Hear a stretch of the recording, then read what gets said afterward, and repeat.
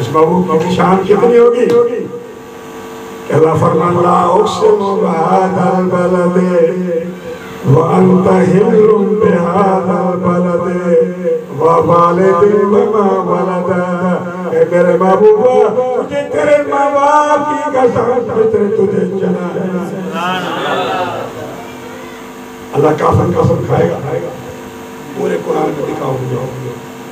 किसी काफिर का खुदा ने कसम खाई, इनको अल्लाह हिदायत करे। मुस्तफा को वालिदैन को कहते काफिर। पूछो तो सही, क्या मुस्तफा कितनी बड़ी गाली दे रहे मुस्तफा को?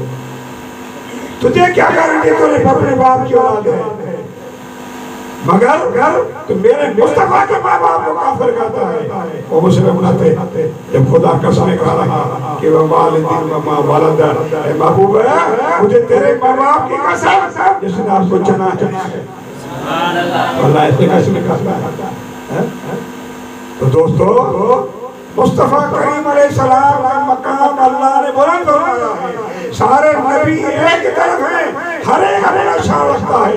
मेरे मुस्तफा अपना मकाम अल्लाह ने फरमाया वद्दुहा वल्लैलि इज़ा सजा।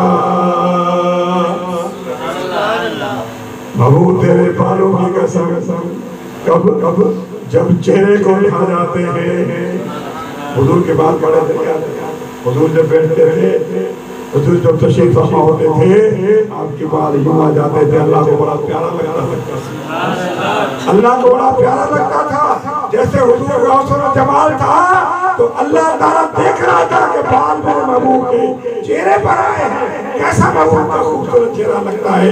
अल्लाह तबारक व तआला ने अपने महबूब से वापस इज़हार फरमाया और फरमाया वद्दुहा वल्लैलि इज़ा सजा। ए महबूब, मुझे तेरे चेहरे की कसम जब ये बाल तुम्हारे पास